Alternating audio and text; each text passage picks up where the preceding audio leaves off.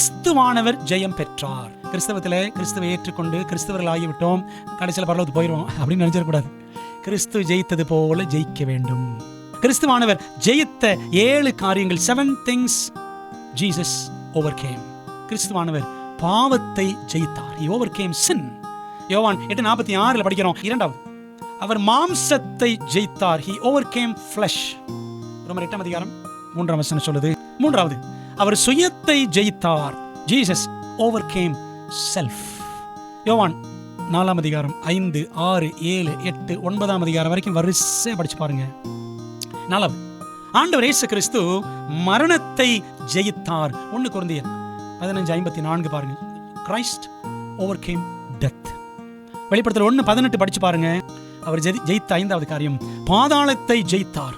Christ overcame the grave. 1 கொரிந்தியர் 15:55 படிக்க. 6, ஆண்டவர் இயேசு கிறிஸ்து உலகத்தையும் ஜெயித்தார். யோவான் 16:33 பாருங்க. Christ overcame the world. 7, இயேசு எதை ஜெயித்தார்? சாத்தானை ஜெயித்தார். Christ overcame Satan. 1 யோவான் 3:8 பாருங்க. அன்பான தேவ ஜனங்களே, உங்களுக்கு புரிகிறதா? கிறிஸ்து ஜெயம் பெற்றார். அப்படியானால் கிறிஸ்து எந்தெந்த காரியங்கள் எல்லாம் ஜெயித்தாரோ அதே காரியங்களிலே கிறிஸ்துவும் ஜெயித்தது போல கிறிஸ்தவர்களும் ஜெயிக்க வேண்டும்.